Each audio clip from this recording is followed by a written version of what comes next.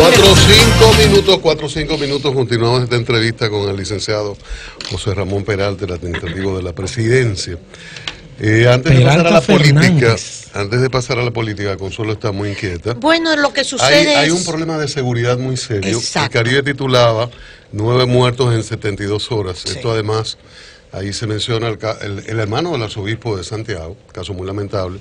Bretón. Y el caso de Baní, que ha escandalizado porque es la muerte, el asesinato de un coronel, y esta diferencia entre la policía, la DNCD y el un Ministerio cuestionamiento Público. del Ministerio Público en todo este caso. Incluso Consuelo, cosa que no compartimos, pero preguntaba, ¿llegamos a un narcoestado? Y mucha gente te está haciendo la pregunta porque el hermano de Buche decía hoy, es que es el mejor punto de drogas, por eso fue que nos afectaron. Y todo el mundo conoce en Baní es los el mejor 4 punto de droga, decía. Los 4. Pero como si se tratara de vender vehículos o chimichurris.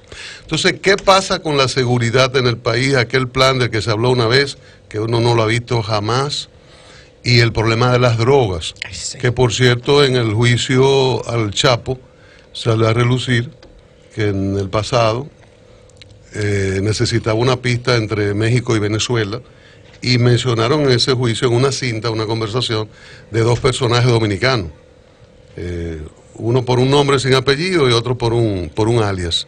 Entonces hay una situación ahí que es una gran debilidad del gobierno. Afectando al gobierno. Sí. Sí, la imagen. Hemos tenido presente en nuestro país ya en muchos de los últimos años la delincuencia, lo que se llama la delincuencia común, de manera presente.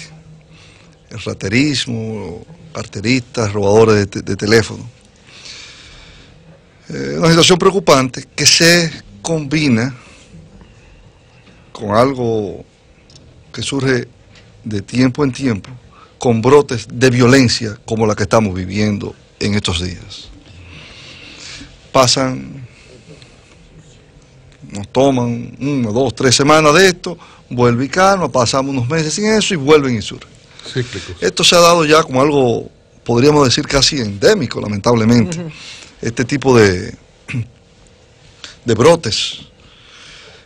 Y es un desafío que debemos tener hacia adelante. Hoy el jefe de la policía, ayer o hoy, ha sido un anuncio de que han cambiado, han rotado, y esperemos que eso dé los resultados adecuados para que ese brote se le ponga coto lo más rápido posible. Sucede mucho en sociedades, no solamente, lamentablemente, en países como el nuestro, hasta en países desarrollados. Hemos visto niveles de violencia y de cosas en países como Estados Unidos, el país más desarrollado del mundo, donde los asaltos a bancos, a veces, lamentablemente, crímenes como lo de escuela, niños, matan, y suceden varias veces al año. Debemos de trabajar nosotros aquí en nuestro país porque esto se pueda controlar de manera definitiva. No es fácil. Nosotros estamos recibiendo acá, primero no tenemos un sistema carcelario llamado a regenerar a estas personas. Muy por el contrario, tenemos un sistema carcelario que lo que puede ser que los que salgan ahí sean más profesionales. Lo del viejo modelo. Lo del viejo modelo. Estamos ahora haciendo, se anunció la Procuraduría, se van a construir una cantidad importante de cárceles, porque la mayoría de esas cárceles están en hacinamiento los presos. Y es verdad que son personas en este momento, son antisociales, pero lo que buscamos cuando se condenan es regenerarlo, reeducarlo, para que se vuelvan a insertar en la vida civil, en la sociedad. Y eso no está sucediendo.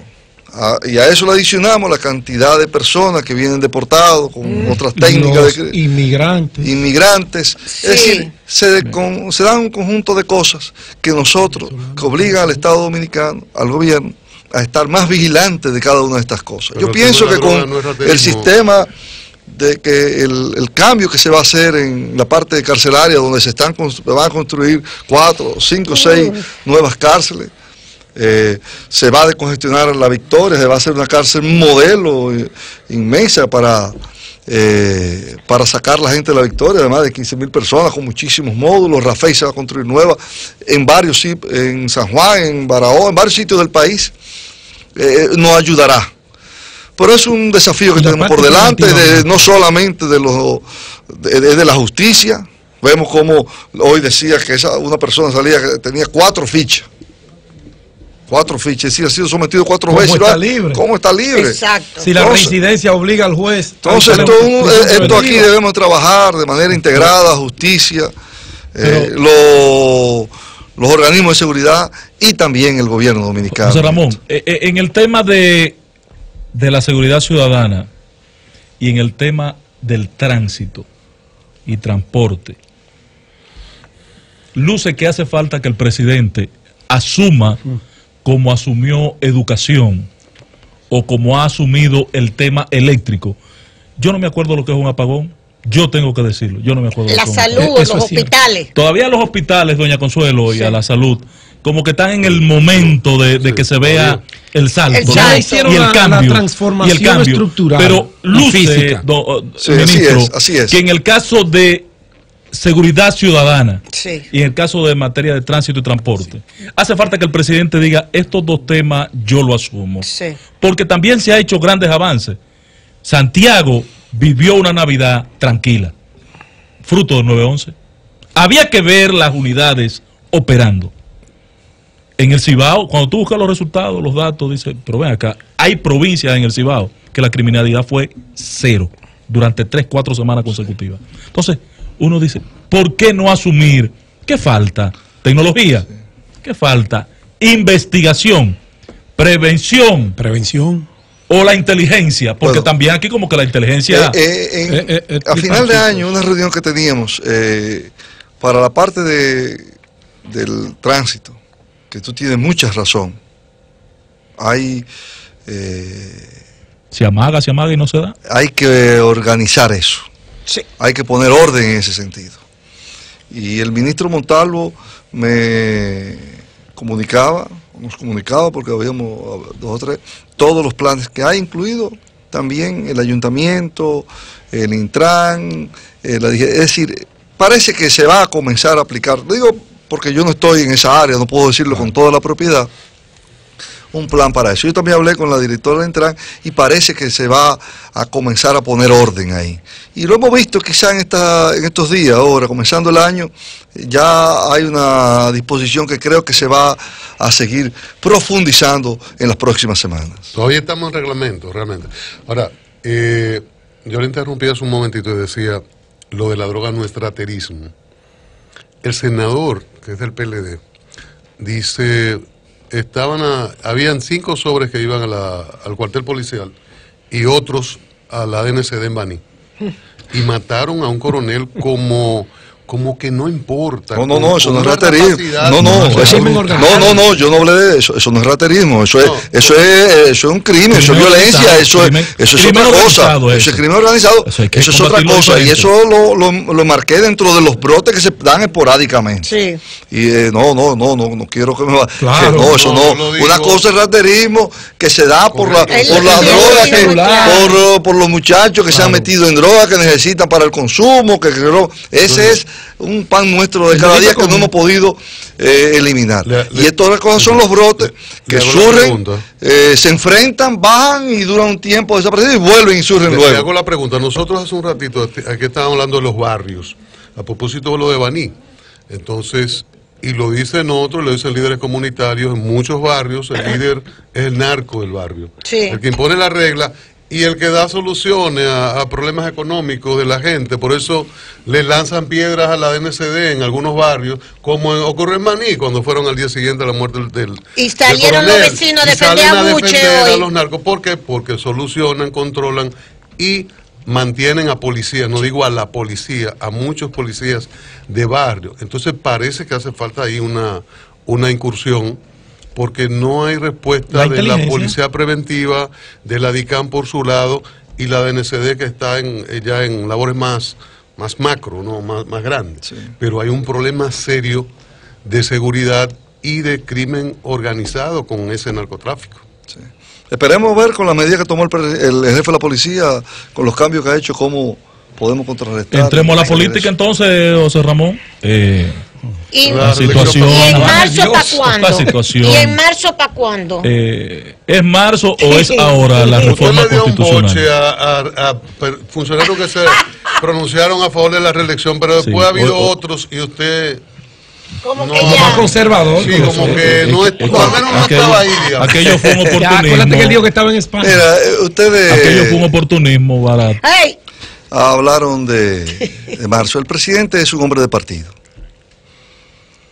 Y el presidente dijo que el partido había decidido, el comité político había decidido que en marzo iba a tocar ese tema, y que él en ese momento se iba a referir, en el momento que el partido lo llamara, habló marzo, después julio, pero en marzo era que había quedado el comité político, se iba a referir a ese tema, que nunca lo ha hablado. El presidente... ¿Usted ha oído algo de hablar de querer continuar? De su boca. No habla, él habla Otros, poco. El presidente habla poco. Otros allegados. Uno se queja a veces. ¿Me han oído a mí? Yo me quejo mucho. ¿Me han oído a mí? Todo lo contrario, Bueno, usted ha sido entonces, un corrector de lo que se han porque nosotros equivocado. estamos enfocados en una gestión de gobierno. Correcto. Estamos enfocados en una gestión de gobierno. Pero permítame decirle lo siguiente.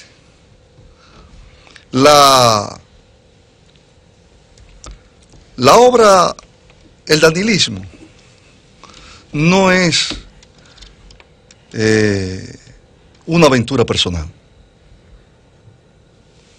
El danilismo es un pensamiento y es una obra de gobierno. Ah, no, el PLD ya. Es una obra de gobierno. No es una aventura personal de nadie, es una obra de gobierno. Está bonito eso. Que en su momento va a hacer lo que le convenga más al pueblo dominicano. Decidirá lo que le convenga más al pueblo dominicano. O sea, yo le pregunto, querido ministro. Yo creo yo que le está pregunto, dicho. Bueno. Al ministro, al vocero del presidente, al funcionario más importante del gobierno, que, ya usted dijo de marzo, ¿verdad? Y lo entendemos. Que si lo que más le conviene a la República Dominicana es la continuidad del presidente Danilo Medina, ustedes van a presentar ante el Congreso. Esperemos que el partido toque ese tema y el presidente se referirá. Y lo que decide el partido, en ese momento se hará. O sea, no lo ha descartado No, totalmente. claro que no. Vamos a No, porque yo no puedo adelantarme a lo que el presidente dijo. El presidente dijo que iba a poner su posición cuando el partido convoque a hablar de ese tema. Y tentativamente está convocado para marzo.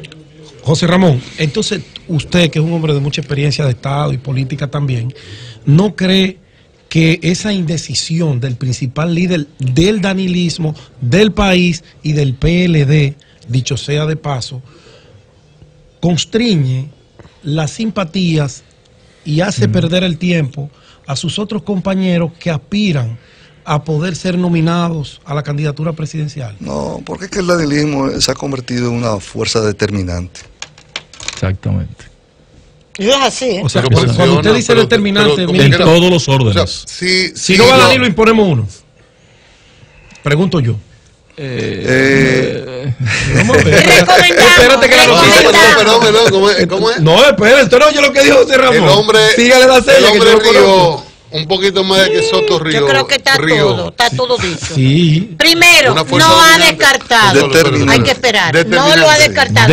Segundo, posiblemente, en caso de, in case of, que no fuese alguien que sea llevado.